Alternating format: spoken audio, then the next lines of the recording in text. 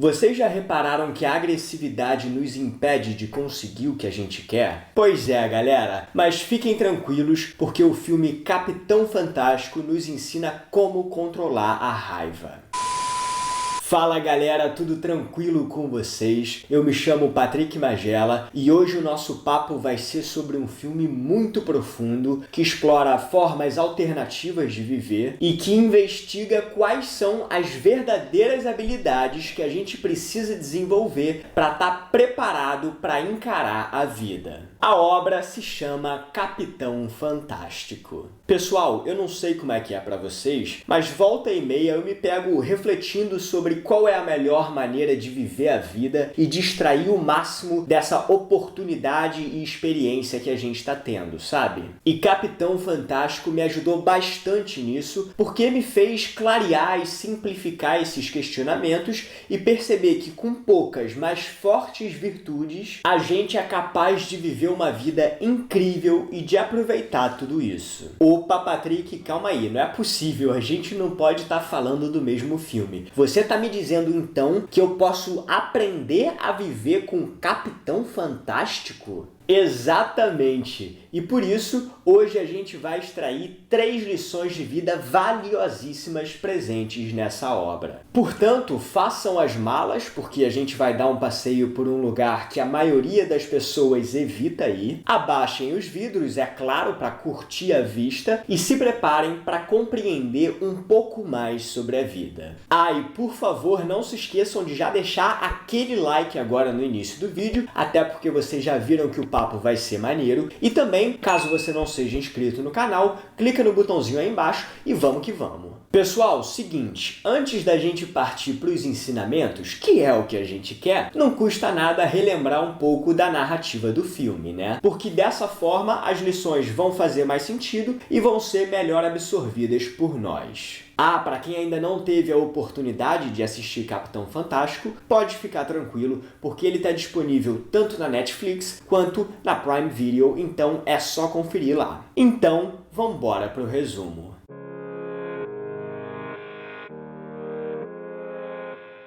O filme conta a história de uma família liderada por Ben, um homem que abandona a civilização para morar com os seus 6 filhos na floresta. E lá, todos eles enfrentam duras rotinas de estudos, exercícios físicos, práticas de caça, autodefesa, escalada, etc.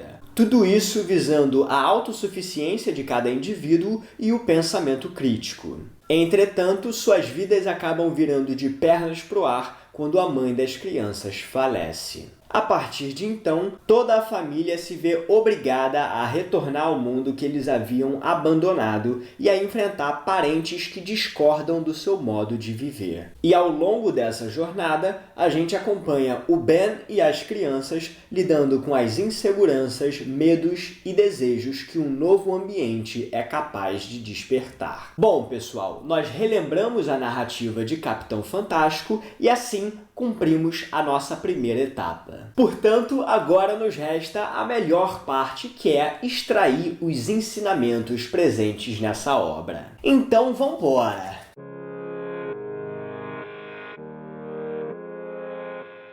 Lição número 1. A raiva e a agressividade te distanciam do que você quer. Pessoal, o Ben e a família viviam numa realidade muito distante da que nós estamos acostumados. Então, por exemplo, coisas que são valiosas e imprescindíveis para a gente não eram para eles e vice-versa. E para ilustrar isso, vale a pena lembrar que as crianças do filme eram altamente treinadas para sobreviver em praticamente qualquer situação. Ou seja, elas sabiam caçar, plantar, fazer fogo, reconhecer plantas venenosas, etc. E eu não sei quanto a vocês, mas pelo menos no meu caso, eu definitivamente não tenho nenhum desses atributos. Só que as diferenças não param por aí, porque uma das coisas mais interessantes do convívio daquela família era a relação de abertura que eles tinham entre si. Isso significa que, apesar deles terem uma rotina muito rígida, absolutamente qualquer coisa podia ser contestada e alterada se fizesse sentido. Mas tem um porém. Era preciso que a pessoa contrariada expusesse o seu ponto de vista com muita clareza, calma e paciência, tendo um certo poder de persuasão, é claro, para poder convencer o resto de que a sua ideia era boa. E isso é mostrado várias vezes ao longo da história, principalmente pelos olhos do Ben e do Rallian, que era o seu filho mais rebelde e explosivo. Então, teve um episódio, por exemplo, em que o Rallian ficou muito frustrado e acabou criticando seu pai porque, em vez de comemorar o Natal como o resto das pessoas, a família celebrava o dia do Noam Chomsky, que é um linguista. E aí, o Ben vira e fala: opa, peraí, filho. Se você quer que a gente comemore o Natal, então explica o porquê. Expõe as suas razões e eu tenho certeza que, se você for convincente, ninguém aqui vai se importar em adicionar essa data ao nosso calendário.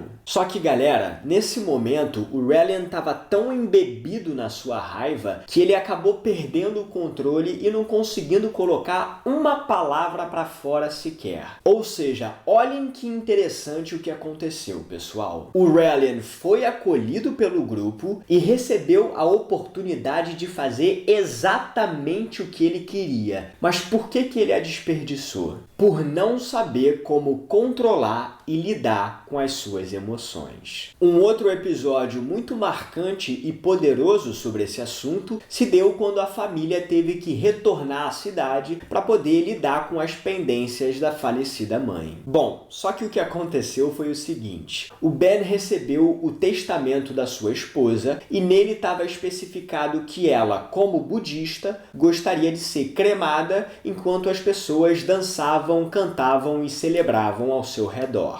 Só que os sogros do Ben deram a ela um enterro convencional, afinal de contas era nisso que eles acreditavam. E aí, galera, o clima começou a esquentar. Porque o Ben, apesar de ter recebido inúmeras ameaças do seu sogro, correndo o risco inclusive de ser preso, queria ganhar essa batalha à força e respeitar o último desejo da sua esposa. Só que o que ele não percebeu, assim como o Rallian, é que o seu comportamento estava sendo condicionado pela raiva e pela agressividade. Ou seja, independentemente do Ben estar certo, ele havia perdido a razão. E enquanto ele não dominasse a si mesmo, as coisas não iriam melhorar. E aí, depois de muito se estressar, xingar as pessoas e perder a cabeça, o Ben reparou que ele havia feito o contrário do que ensinou para os filhos. E foi justamente essa percepção que o colocou de volta no eixo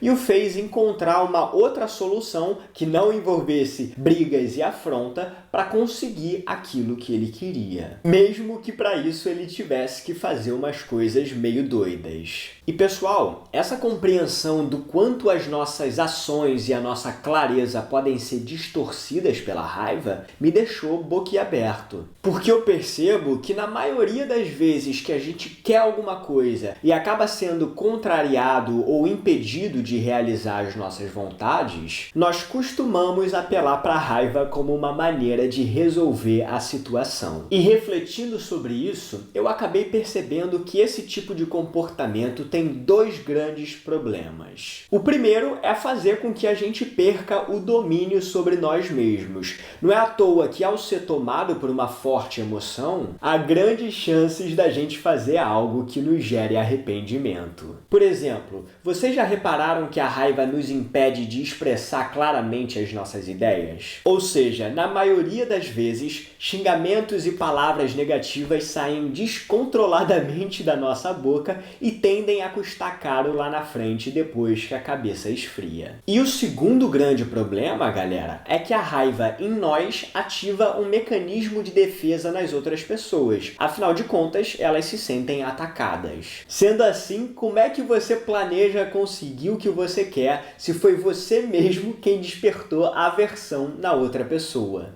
Portanto, é importante a gente compreender que a raiva nos distancia cada vez mais daquilo que nós buscamos e que talvez, dentre todas as maneiras de se resolver uma situação, ela seja a pior de todas. Ah, mas Patrick, a vida não é sempre assim não, meu garoto. Ninguém vai abaixar a cabeça para você. Então, se você não bater o pé e mostrar que vai fazer acontecer, você nunca vai conseguir nada. Será mesmo que é sempre desse jeito? Galera, quanto a isso, um ponto interessante de ser lembrado é que às vezes nós gostamos de botar lenha na fogueira. E é bem provável que a dificuldade só exista na nossa cabeça. Ou seja, ela pode ser um cenário completamente distante da realidade e a gente acredita e age a partir disso. Voltando ao caso do Rallian, por exemplo, para poder ilustrar essa situação, o Ben e todos os irmãos estavam dispostos a ouvir e a acatar a sua ideia. Pessoal, absolutamente ninguém foi contra. Só que ele estava tão cego de raiva que nem isso ele conseguiu perceber. Na sua cabeça, ele precisava atacar. Portanto, nós precisamos aprender a tratar as outras pessoas com respeito. E não como se a gente estivesse num campo de batalha onde elas são as nossas inimigas e é preciso usar força. Aliás, tem uma frase muito famosa e útil nesse caso que eu tenho certeza que vocês conhecem. Não é força, é jeito. Ah, e não confundam raiva com assertividade. Ou seja, você pode sim defender ideias, firmar o pé no chão e conseguir o que você quer sem usar a agressividade. Aliás, essa é a maneira mais indicada para fazer isso. Portanto, pessoal, a gente precisa desapegar da ideia de que ser agressivo é se fazer respeitar. Porque, na verdade, a raiva, em vez de demonstrar invencibilidade, só expõe as nossas fraquezas e a falta de autocontrole. Agora, tendo dito isso, é preciso ver o outro lado também. A gente precisa compreender que a raiva em si não é necessariamente uma vilã. Porque, afinal de contas, a única coisa que pode dizer se ela é boa ou má é o uso que nós fazemos dessa emoção. Portanto, assim como nós aprendemos com o Ben e com o Rallian, não se esqueçam que a agressividade te distancia do que você quer e que é possível agir de forma mais consciente. Lição número 2.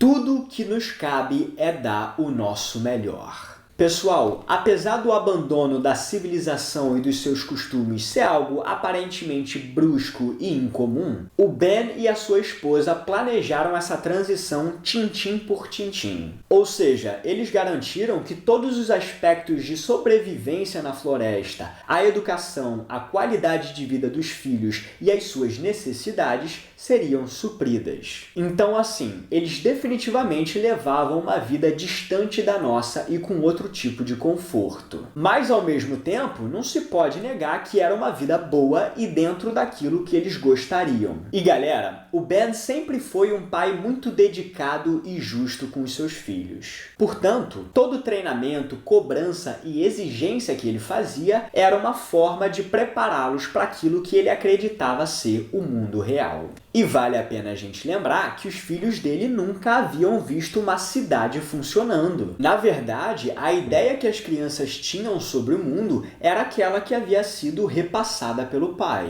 Só que com o falecimento da sua esposa, o Ben e todos os filhos se viram obrigados a retornar à sociedade, mesmo que por pouco tempo. E aí, é claro, isso criou muitos conflitos, a começar pela dor de cabeça gerada pelas confusões do enterro. Havia também o fato de que os avós estavam vendo a maioria dos seus netos pela primeira vez na vida. Então, é claro, eles queriam aproveitá-los. Mas a parte mais devastadora disso tudo é que o Ben começou a sofrer ataques severos da família da sua esposa. Porque, principalmente os avós, ficaram assustados com o despreparo das crianças para enfrentar aquilo que eles consideravam como sendo o mundo real. E aí, pessoal, começou uma dura batalha pela guarda dos jovens. Afinal de contas, os avós pensavam que o Ben estava completamente fora de si e maltratando os seus netos com aquele estilo de vida. E a coisa escalou a tal ponto que o avô disse que, se preciso fosse, ele denunciaria o Ben por conta de tudo que ele fazia as crianças passarem. E galera, foi no meio desse furacão que o Ben, o nosso Capitão Fantástico, atravessou uma crise existencial. Porque, apesar de acreditar no sonho que ele e a sua esposa trouxeram para a realidade,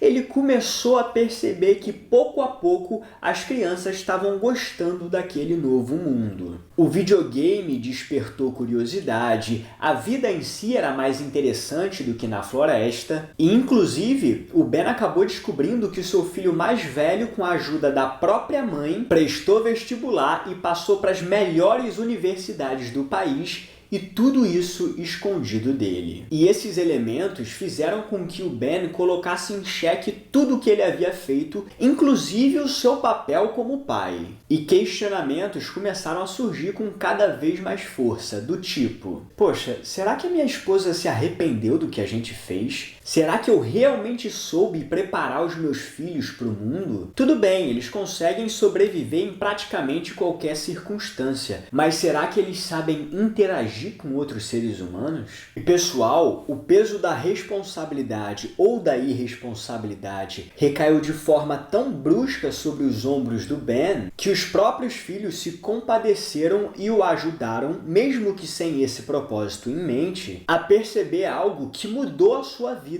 e que o fez encerrar as suas dúvidas, que é o seguinte: independente das consequências, perdendo ele ou não a guarda das crianças e tendo ele sido ou não um bom pai, ele deu o melhor de si a todo momento. Ou seja, ele certamente errou no caminho, afinal de contas isso é inevitável, mas tudo o que ele se propôs a fazer foi realizado com boa vontade, disposição, boas intenções e sem ferir outras pessoas. E no fim das contas, isso era tudo o que ele precisava saber para acalmar o seu coração. E pessoal, refletindo sobre os nossos medos e inseguranças em tomar uma decisão ou seguir um determinado caminho, eu percebo que eles são algo constante ao longo da nossa jornada. Porque toda grande mudança tem a sua parcela de risco e é natural que o medo desperte nessas horas. E se tem algo capaz de nos manter equilibrados e firmes, é a consciência de que a gente está entregando o nosso melhor. Aliás, o mesmo vale para o passado e para possíveis erros que nós possamos ter cometido. Ou seja, o importante é ter em mente que naquela época nós fizemos o que estava ao nosso alcance e o que a gente achou que fosse melhor. Tá, pode até ser, Patrick, mas vem cá, o que é exatamente dar o meu melhor e como é que eu sei que eu estou fazendo isso? Então, para responder essa questão, a gente precisa antes compreender algo valiosíssimo, que é o seguinte: o verdadeiro valor e mérito não está no que a gente faz, mas sim no como a gente faz. Ou seja, no nosso estado de espírito e disposição enquanto realiza uma determinada ação. Um exemplo simples. Eu não sei como é que é para vocês, mas eu tenho o péssimo costume de escovar os dentes enquanto eu passeio pela casa e faço coisas aleatórias. Então, vamos lá para a gente entender. Nesse caso em particular, qual é a minha ação? Ou seja, aquilo que eu me propus a fazer. Escovar os dentes, certo? Beleza. E qual é o grau de atenção que eu estou oferecendo a essa ação? Praticamente nenhum. Por quê? Porque eu estou focado em resolver outras coisas que não têm absolutamente nada a ver com o que eu estou fazendo aqui e agora. Ora, nesse caso, a gente pode dizer com uma certa tranquilidade que eu não dei o meu melhor naquela escovada de dente. Não, mas espera aí, Patrick. Você escova os dentes desde que nasceu. Então, isso faz parte da sua natureza. Você não tem que ficar pensando sobre escovar os dentes. E isso não significa que você fez mal.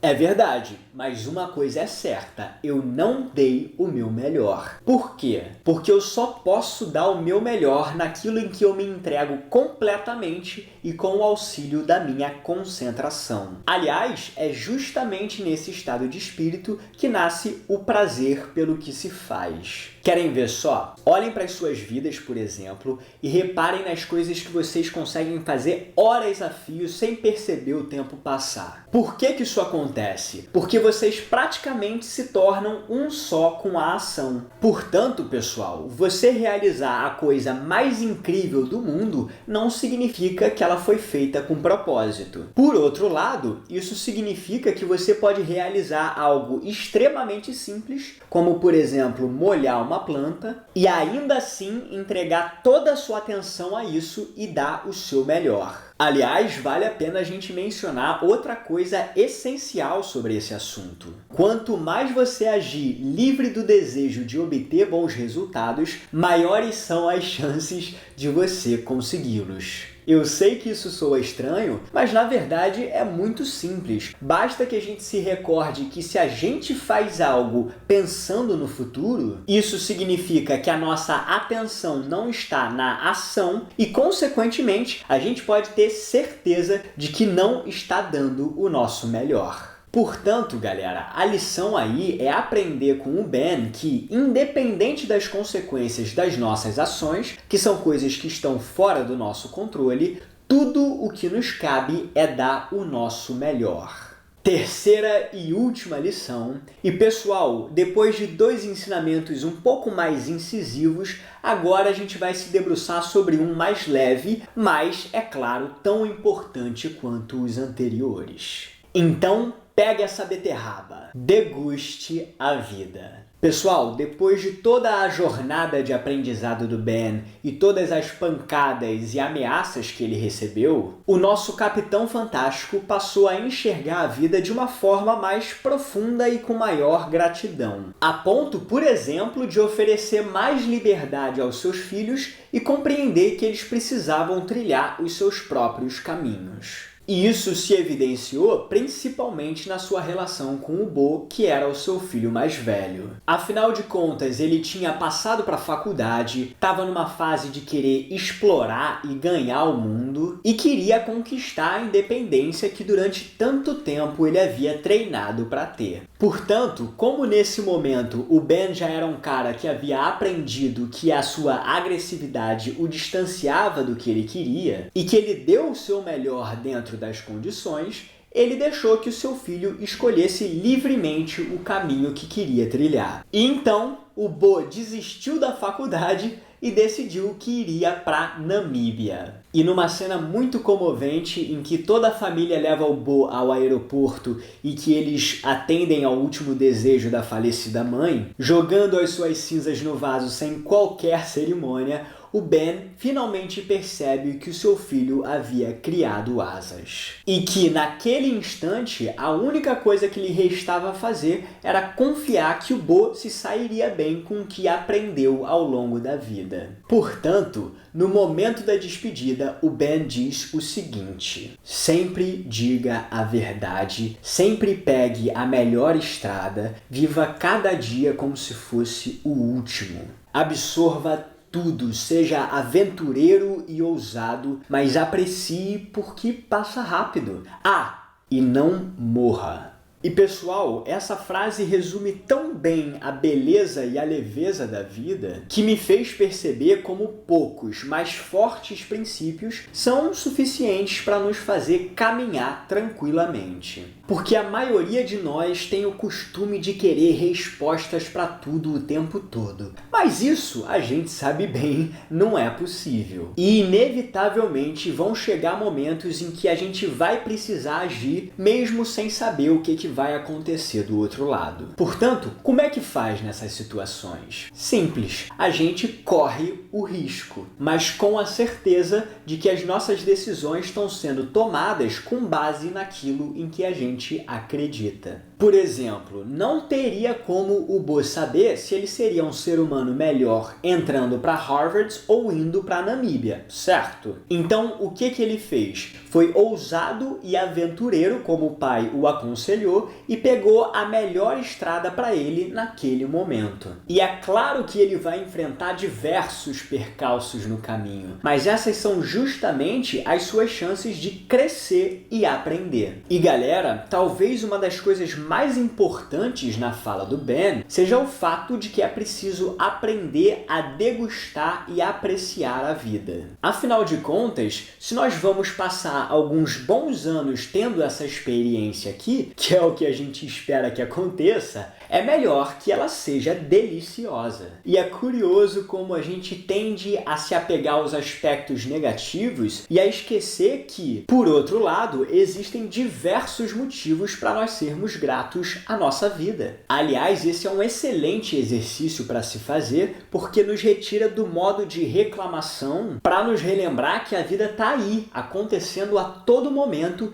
e pedindo que a gente dê atenção a ela. Portanto, galera, a lição que o Ben nos deixa aí é compreender que, por mais que nem sempre a gente tenha resposta, isso não pode e nem deve nos impedir de apreciar a vida. É preciso ter confiança de que as peças vão se encaixar e que o caminho vai abrir à medida em que a gente caminhar. Pessoal, me contem aqui nos comentários, por favor, quais outras lições vocês pescaram do filme Capitão Fantástico. Até porque, vamos combinar, dependendo do nosso momento de vida, cada um dos ensinamentos bate diferente, né? Ah, e claro, se vocês tiverem outras sugestões de obra pra gente analisar, é só deixar aqui embaixo também. É mais ou menos isso, galera. Então, um beijo pra vocês.